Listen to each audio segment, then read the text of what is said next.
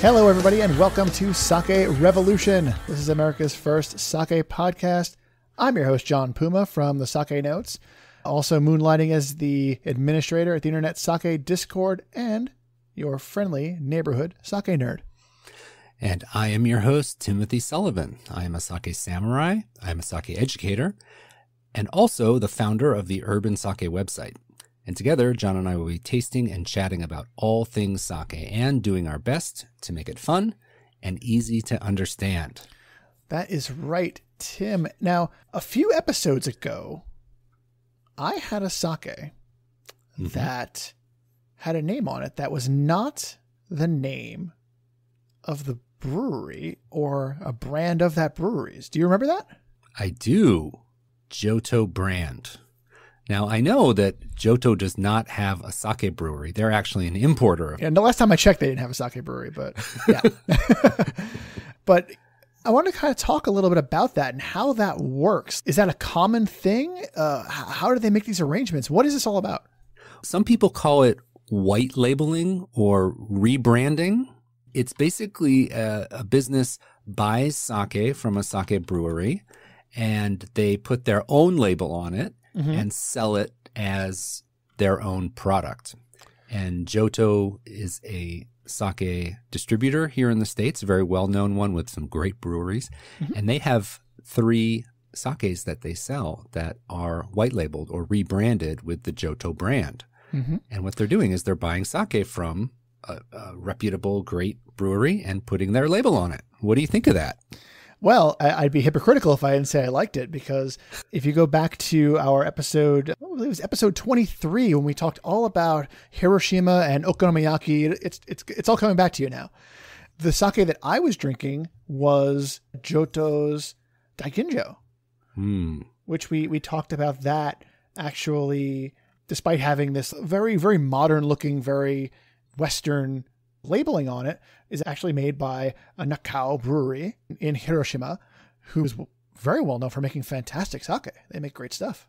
Absolutely. And the label that they designed is really beautiful. It has all those clocks on it, and it's really modern and cool. There's really 2 ways that this can happen. One I approve of, and one I'm not so happy with.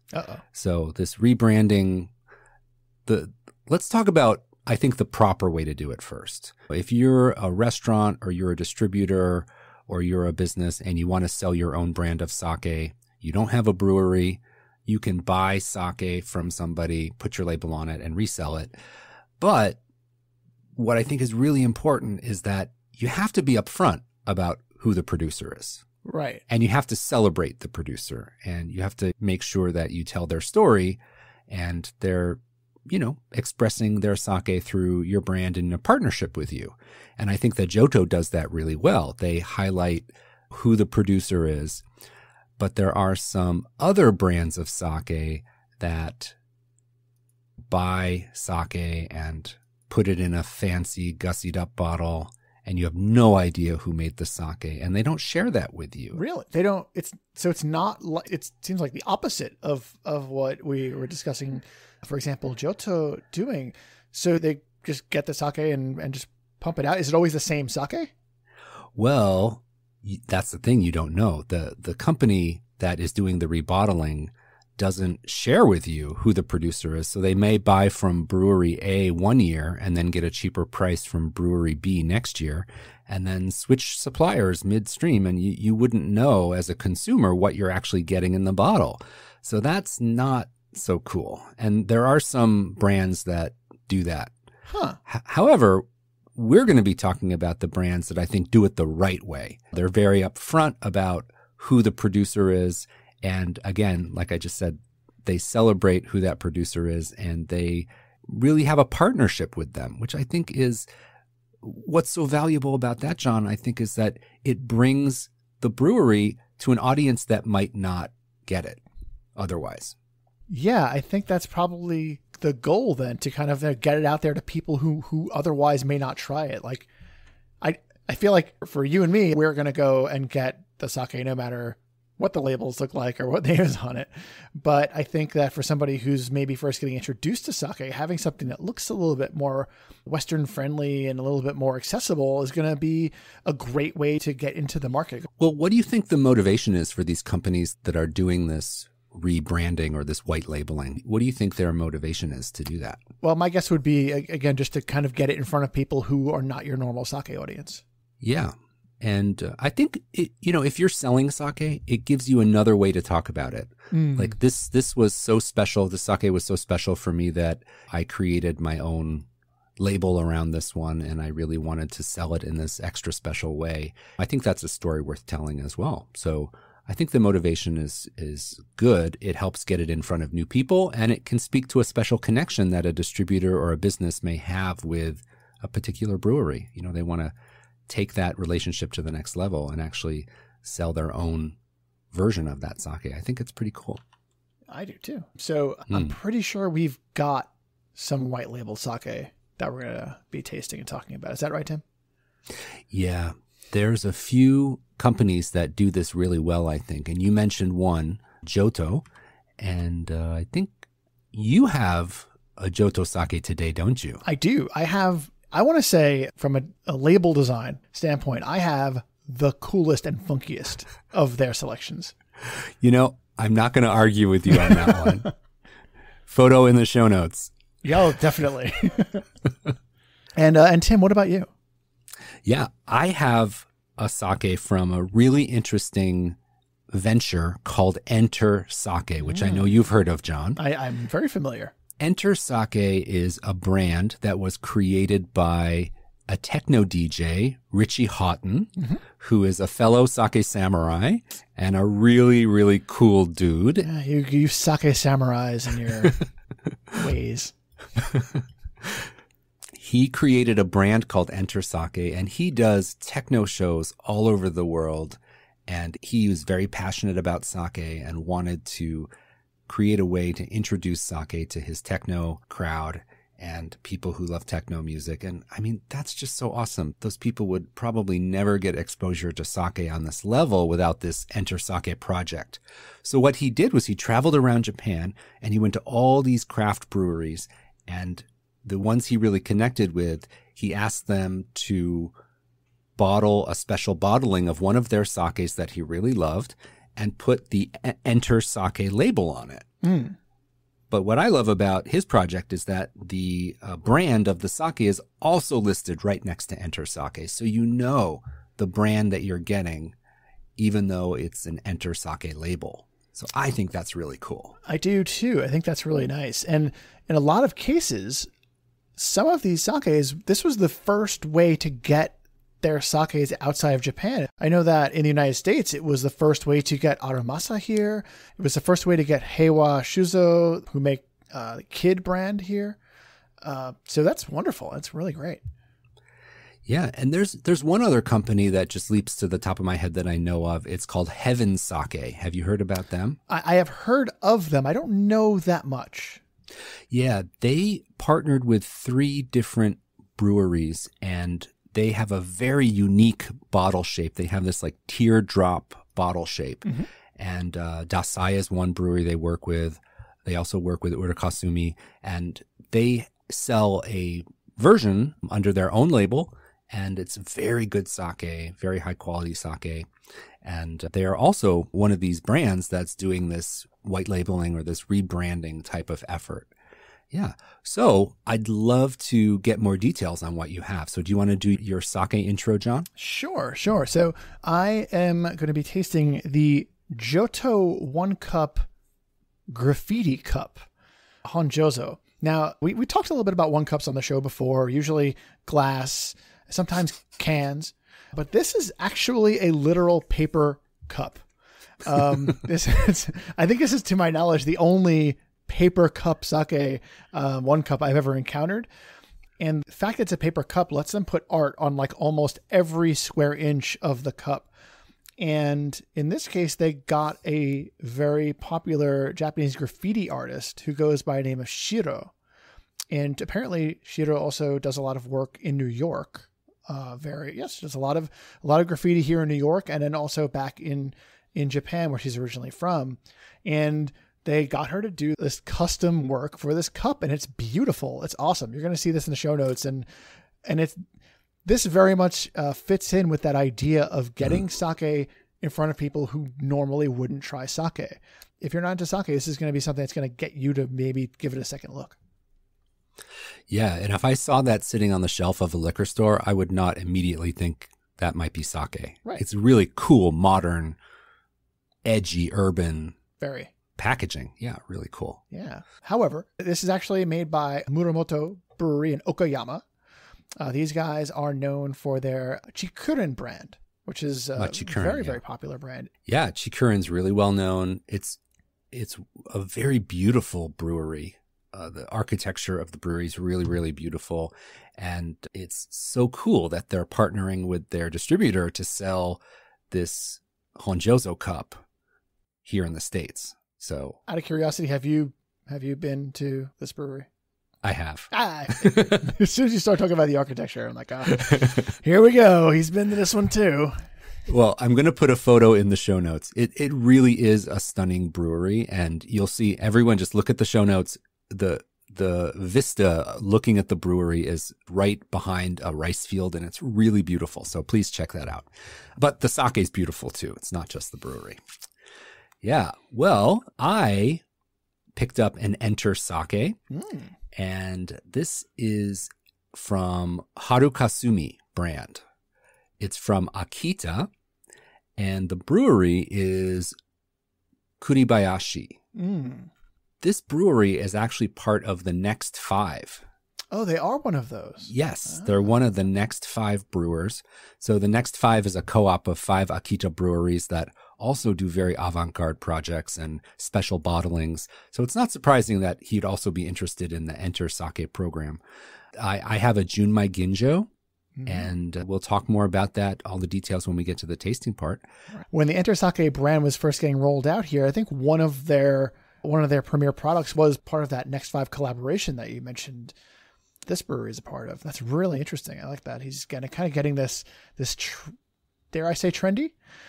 Let's say trendy Akita group and getting their sake over to the States. That's wonderful.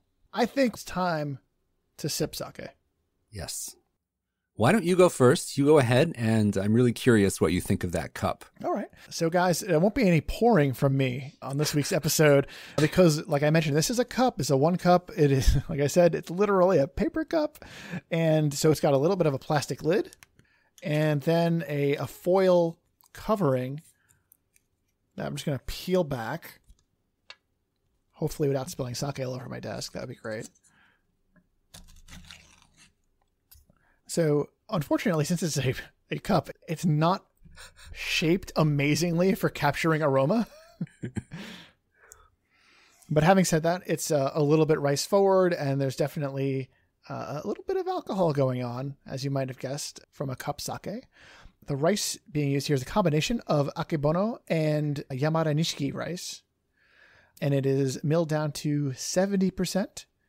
The SMV is -2. So a little bit on the sweeter side, and alcohol by volume is 15%.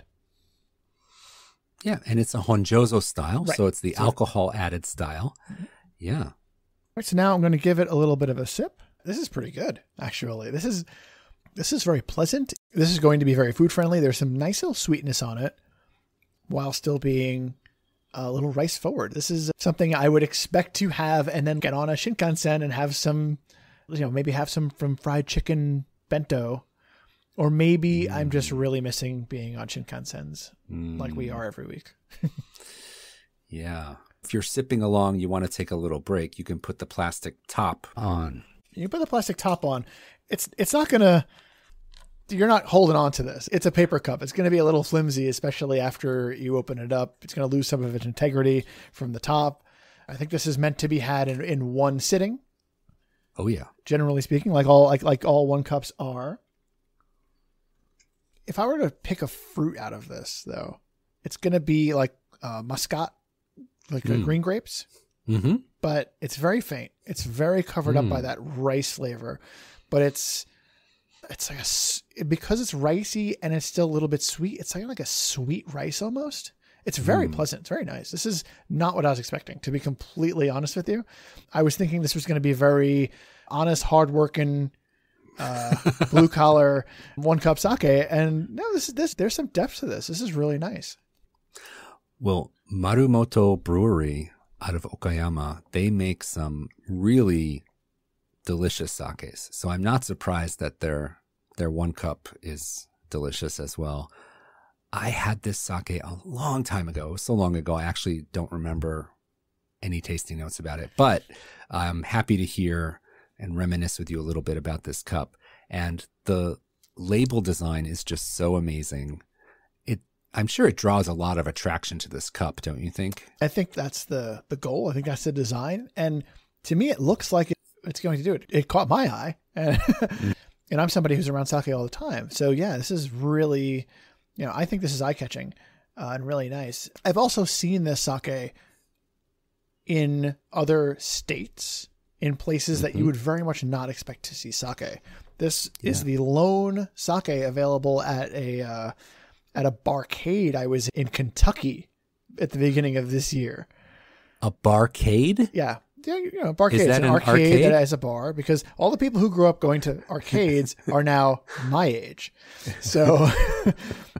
So they set up these arcades with like old school, like the arcade games that people like me grew up with. And then they put a bar in the front and you're off to the races. There you go. Yeah. And this one sake was the only sake on there available at this place in Kentucky, which you wouldn't expect to see. Tim, I don't want to stereotype anything, but Kentucky, not a hotbed for sake drinkers. Well, I'm picturing in my mind the places that also have the hatchet throwing. Have you seen that? Oh yeah, no. There's one of those across the street from this barcade. Actually. Okay, all right. Now I know exactly what you're talking about. The owners of this barcade obviously have excellent taste in sake. Yeah, I think so. They saw something that matched with their brand, and I bet they sell a lot of it. They sold at least 1 cup when I was there. So enough about this wonderful cup. Let's talk about your bottle. All right. So again, I have the Enter Sake Harukasumi Junmai Ginjo. And many of the Enter Sake labels have a circle design logo. Mm-hmm. And there's different colors and foils on the circles. And this is a silver one. Mm-hmm. So let's look at some of the stats for this sake. The bottle here says 50% rice polishing. And the rice strain is unique. It's Misato Nishiki. Misato Nishiki. Yes. This is, I think, exclusive to Akita Prefecture.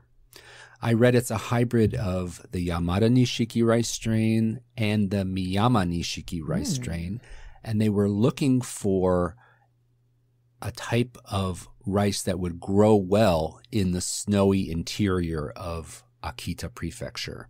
And Misato is actually the name of the region. So it's a region name in Akita. Ooh, okay. And this brewery is located in the Misato region as well.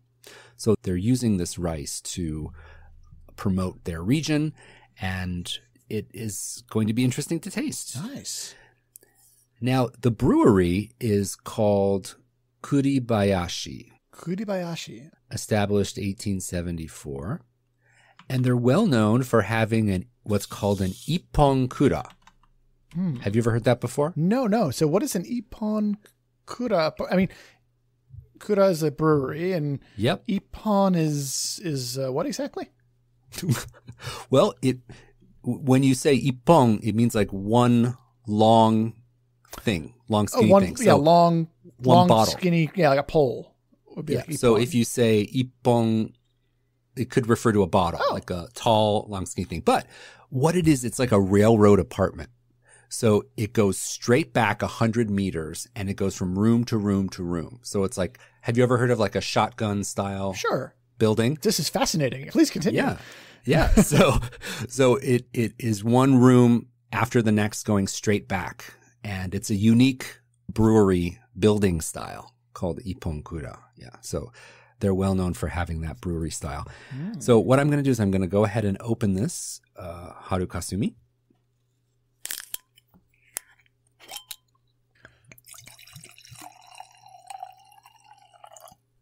Okay, let's give it a smell. Ooh, it smells floral. Ooh. Yeah, lovely. So Enter Sake has several different brands, as you mentioned before, that they work with. And I actually picked this one because it is one of the brands that I'm less familiar with. So I really wanted to try the Harukasumi. The aroma is very floral and perfumey. Smells really That's speaking nice. my language, that floral and perfumey. Let's give it a taste. So it's interesting. It has a bit of weight on the palate, and it has a bit of richness to it too. Really unique, and again, it has a weightiness. So I would describe this as almost like a richer style. So the aroma is very perfumed and floral and very nice, but not something that I would describe as light and fleeting. So it's a little bit more rich in the aromatics, and the body has a little bit of weight to it as well. And the finish lingers a little bit. So that's really interesting. You get that little bit of lingering on the finish, and overall, very delicious, very elegant, 50% rice milling. Yeah, so really delicious, really good. Nice. Now, John, have you had other of the Enter Sake brand, from other breweries? I'm an Enter Sake fanboy. Okay, let's hear it. Now, no, I was not a Richie Houghton fanboy. I wasn't a big techno guy. I went through a phase, but never really got that into it. And I was always a big fan of the Kid brand of sake, and we talked about this a little bit at the earlier in the show, that Enter Sake brought the Heiwa brand over before Kid was available in the West. This Heiwa Enter Sake was here, and so it was like my secret way to get Kid sake in New York, and it was a lot of fun. Also, a lot of their stuff was just really great. I was a big fan of the Next 5 bottle that they had gotten over here. It was very different, very, very funky, very much not my typical style of sake, but something about it really spoke to me, and I was really excited about getting this unusual sake here. So this is something we haven't done before, but I thought it might be fun if I read the official tasting note on the sake I'm trying. Ooh, all right. Let's do that. Yeah, so this is what the brand is saying about this Harukasumi. They say, lively on the palate with fresh notes of apple, starfruit, and melon. The sake has a gentle acidity and tartness that makes it perfect companion for food. That's it. And what are your feelings? I agree with that. I think that there is some acidity there, and there's a tart aspect to it for sure. I'm getting a little bit more floral notes on the aroma, but there is some fruitiness as well. I haven't had starfruit in a long time. How about you, John? So I was about to ask you what starfruit was. It's a green waxy fruit that is literally shaped like a star. Oh. And when you slice it, check the show notes, everyone. When you slice it, you get these it's a little bit like a kiwi inside, I think, but it's not common. Anyway, apple and melon, we know. And so I think that what I would say is that there's kind of a layered richness to this sake as well that clings to the palate.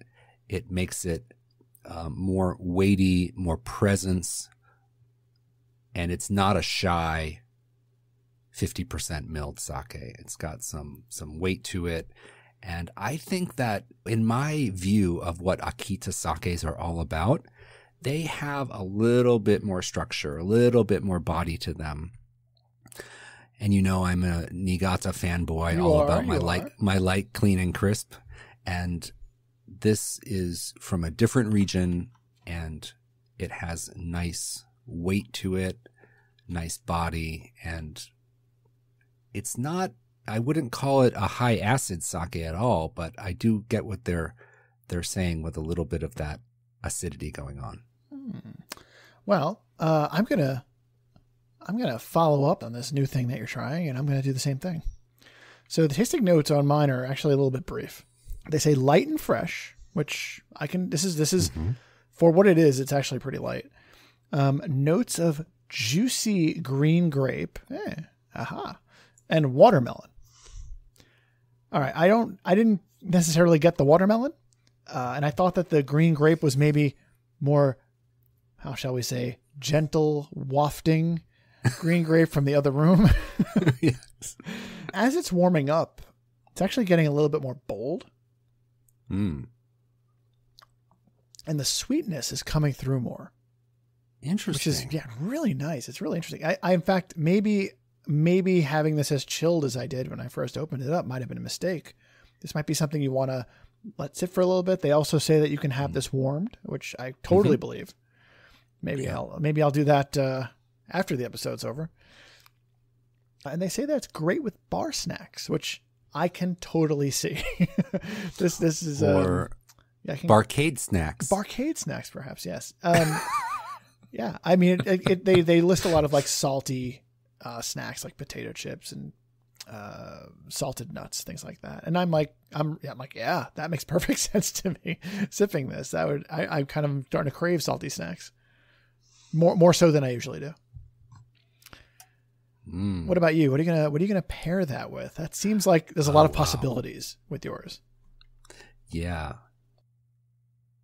I didn't talk about how sweet or dry it is. For me, it is not reading as a super dry sake. So I'm getting more medium characteristics as far as balance between sweetness and dryness here. So because of that, I think that I would prefer to have this. Things that are popping to my mind to pair with what I have in the glass here are more like, I think a Caesar salad would be really good. Ooh. Caesar salad has that brightness from the lettuce, but you have this richer coating dressing on it and a little bit of umami from the sardines that are in there. And I think something that would pair really, really well with this, because there's a vein of richness running through this sake. Nice. That sounds great. So Caesar salad is what I would go for. Is it bad that I'm already missing the day that we were able to pass sake to each other across the table? Yes. That was nice. That was nice. Yes. We're back to our Zoom quarantine life here. So we've tasted two really interesting rebranded sakes today, John. And I really want to encourage our listeners to go out and find them. And again, 3 brands you can look for. One is Johto, which you had today, Enter Sake, which I had today, and also Heaven Sake is another really good one you can try. I have not yet tried the Heaven Sake. I need to do this. Yeah, it's really interesting. And again, I think it's worth seeking them out because they're trying to bring brands that they're passionate about to groups of people who may not otherwise come across the sake. So whether it's a unique label or whether it's connected to a celebrity or whether it's a unique bottle shape or a graffiti artist doing the label, something different is going to call attention to sake, and I'm all for that. Yeah. So I really want to support these brands and make sure that people can find them and try something new and interesting. Sounds good to me. Yeah, all right. More of that. Well, yeah. Cheers to that. Cheers. So I want to thank all of our listeners so much for tuning in. We really do hope that you're enjoying our show. And if you'd like to support Sake Revolution, one way you can really help us out would be to take a couple of minutes and leave us a written review on Apple Podcasts. It's one of the best ways for us to get the word out about our show. And please be sure to subscribe wherever you download your podcasts. This saves you the trouble of needing to remember to download our podcasts, as it will be magically whisked into your device of choice every week when we put a new episode out. And as always, to learn more about any of the topics or any of the sakes we talked about in today's episode, be sure to visit our website, sakerevolution.com, for all the detailed show notes. And if you have a sake question that you need answered, we want to hear from you. Reach out to us over here at feedback@sakerevolution.com. So until next time, please remember to keep drinking sake and Kampai.